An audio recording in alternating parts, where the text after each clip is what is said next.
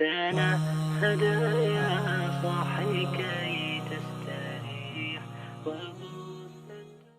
اب ایک سوال یہ رہتا ہے کہ مسلمانوں کے سیاسی انحطاط کی اصل وجہ کیا ہے؟ علوم اسلامیہ اور افکار اسلامیہ اور مسلمانوں کی پوری تاریخ کا مطالعہ کرنے والا ایک طالب علم یہ کہہ سکتا ہے کہ دراصل مسلمانوں کے انحطاط کی وجہ اسلام پر عمل نہ کرنا نہیں ہے، بلکہ علمی میدان میں ہمارے انحطاط اس کی وجہ ہے۔ علمی اور فکری میدان میں مسلمانوں کا جو اپنے ماضی اور اپنی جو اسلامی تہذیب ہے، روایات ہیں، علمی سرمایہ ہے، اس پر یقین کا اٹھ جانا ہے۔ اصل میں جب سے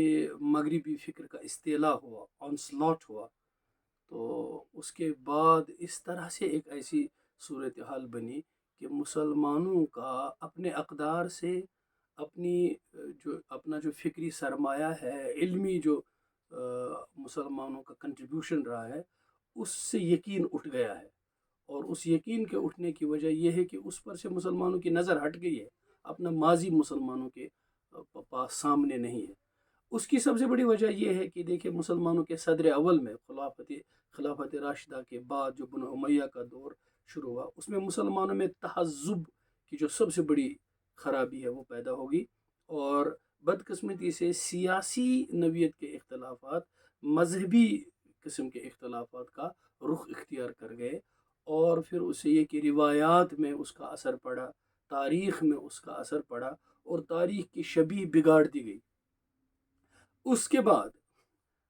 میں بہت تقریباً 1000 سالہ تاریخ بیچ میں چھوڑ کر آ رہا ہوں، جب ہمارے ہاں اندلس سے مسلمان نکل گئے اور 15ویں صدی میں، اور اس کے بعد خلافت عثمانیہ ختم ہو گئی۔ اسی کے ساتھ ساتھ چونکہ مغرب کا فکری استعلا ہوا،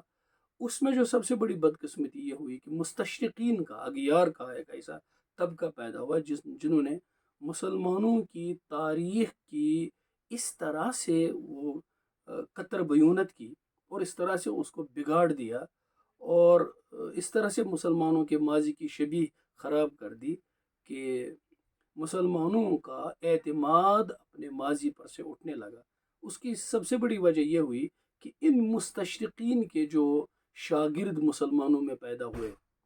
جدید تعلیم کے اثر سے جو مستشرقین کی کتابوں کو پڑھنے لگے، اور اسلامی تاریخ، اسلامی ورثہ اور ہماری پوری تہذیب و تمدن و ثقافت کی جو پوری تاریخ تھی، اس کو مستشرقین کی کتابوں سے وہ پڑھنے لگے، تو سب سے پہلی چیز جو ان میں یہ ہوگی، ان میں ایک قسم کی غیر جانبداری پیدا ہوگی۔ اسلامی حمیت، اپنی روایات کے بارے میں یقین، جب یقین پیدا ہوتا ہے نا کسی چیز کی حقانیت کا، تو حمیت پیدا ہو جاتی ہے، پھر آپ غیر جانبدار نہیں رہتے ہیں، آپ حق کے طرفدار بن جاتے ہیں، با حمیت طرفدار۔ تو مستشرقین کے مسلمان شاگرد جو ہے، ان کے اندر ایک غیر جانبداری پیدا ہوگی، اور انہوں نے یہ شروع کر دیا کہ بھئی ہم کسی کو بھی تاریخ کی کسی بھی کی شخصیت کو کٹہرے میں کھڑا کریں گے اور اس کا فیصلہ سنائیں گے، صحیح یا غلط ہے۔ یہاں تک بات پہنچ گئی کہ کچھ لوگوں ہم دیکھ رہے ہیں، پڑھ رہے ہیں، وہ تو انبیاء تک کی سرحد تک پہنچ گئے، اللہ تعالیٰ بچائے، کوئی بھی ان کی زد سے بچ نہیں سکا۔ اس طرح سے سب سے زیادہ نقصان مستشرقین سے بھی، سب سے زیادہ نقصان جو اسلامی فکر کو پہنچایا، وہ مستشرقین کے شاگردوں نے پہنچایا۔ سب سے زیادہ نقصان جس فیلڈ میں انہوں نے کیا، انہوں نے مشاجرات صحابہ کے بارے میں فیصلے سنانے شروع کر دیے، جو انتہائی نازک ترین مسئلہ تھا، اور جس پر کبھی کبھی مسلمانوں کی جو مین سٹریم ہے اور ان کے جو چوٹی کے جو مفکرین ہیں، انہوں نے عوام کو یہ سمجھایا تھا کہ مشاجرات صحابہ کے بارے میں توقف سے کام لیا جائے، لیکن بعد میں اگر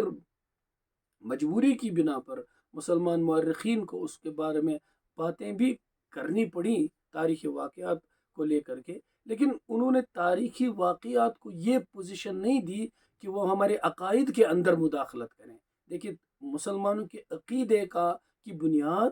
نصوص ہیں، نہ کہ تاریخ۔ اس سے پہلے بھی میں کہیں عرض کر چکا ہوں کہ تاریخ عقائد میں صرف ایک کام کرتی ہے۔ مثال کے طور پر آپ ناسخ و منسوخ کا فیصلہ تاریخ سے کرتے ہیں، کون سی چیز پہلے آئی کون سی چیز بعد میں آئی۔ آپ رجال پر، جو حدیث میں ہم رجال کا کام کرتے ہیں، یا تاریخ میں جو رجال پر کام ہوتا ہے، اس کے پیچھے تاریخ ہوتی ہے، تو تاریخی واقعات ہوتے ہیں، یا بایوگرافی جو ہماری نیریٹرز کی ہوتی ہے، اس کے پیچھے تاریخ ہوتی ہے۔ لیکن خود جو باڈی ہے ہمارے عقائد کی، تھیولوجی کی، اس میں تاریخ کو وہ دخل نہیں ہے جو ہم دینا چاہتے ہیں۔ تاریخی واقعات سے مسلمہ عقائد پر گرفت کرنا، تو یہ جو کام ہے نا، یہ انتہائی خطرناک کام ہے جو مستشرقین نے، شاگردوں نے کیا، اور آج کل جن کو آپ کبھی مفکرین اور کبھی ایک ایسے لوگوں کی حیثیت سے، دانشوروں کی حیثیت سے دیکھتے ہیں جو لگتا ہے کہ ان سے پہلے نہ کسی نے اسلام سمجھا ہے، یا مسلمانوں کے علماء نے ماضی میں بہت سارے حقائق کے اوپر انگوٹھا رکھا ہے، دبا دیا ہے، اور پتہ نہیں کیسا اسلام سامنے رکھا ہے۔ یہ جو باتیں ہم سنتے ہیں نا، یہ دراصل مستشرقین کے وہ شاگرد ہیں جنہوں نے اپنی تاریخ کو انہی کے نقطہ نظر سے دیکھا اور انہی کے زاویے سے اس کو سمجھنے کی کوشش کی، اور لیکن ان کو یہ پتہ نہیں چلا، اور پھر ایک کھیپ پیدا ہوگی پڑھے لکھے مسلمان نوجوانوں کی،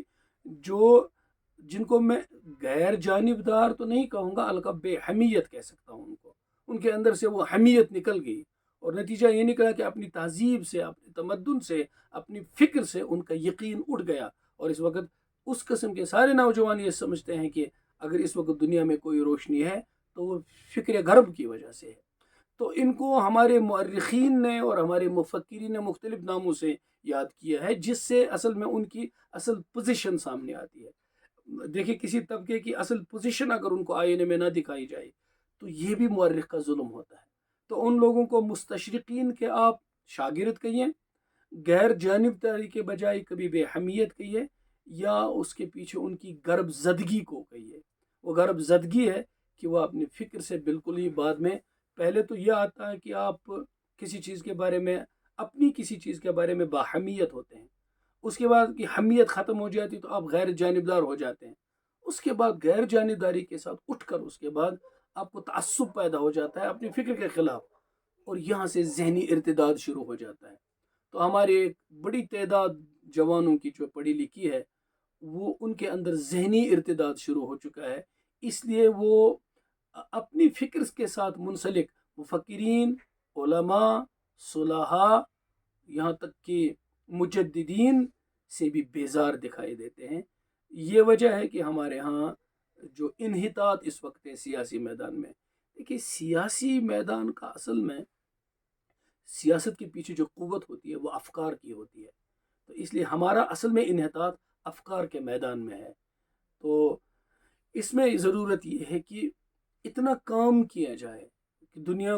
کے سامنے اس چیز کو واضح کیا جائے کہ اصل غالب فکر اسلامی فکر ہے، اور مغلوب فکر باقی۔ جس دن یہ کام ہوگا اسی دن آپ دیکھیں گے کہ مسلمانوں کا سیاسی میدان میں بھی ان کا غلبہ ہوگا، اور حقیقت یہ ہے کہ جو اسلامی فکر ہے یہ دنیا کے اندر عدل اور انصاف کے قیام کے لیے ہے۔ اصل میں جب یہ بادل چھٹ جائیں گے اور دنیا کے اندر اس فکر کے استعلا کا، غلبے کا دور آئے گا، تو مستقبل کا مورخ لکھے گا کہ یہ جو 500 سالہ دور ہے، 400 سے 500 سال تک غرب زدگی کا دور ہے، یہ تاریخ کا ڈارکسٹ فیز گزرا ہے انسانی تاریخ میں۔ اللہ تعالیٰ اس چیز کی ہمیں سمجھ عطا فرمائے، اور اپنے مستند ذخائر سے، ماخذ سے اپنے ورثے کو سمجھنے اور پرکھنے کی توفیق عطا فرمائے۔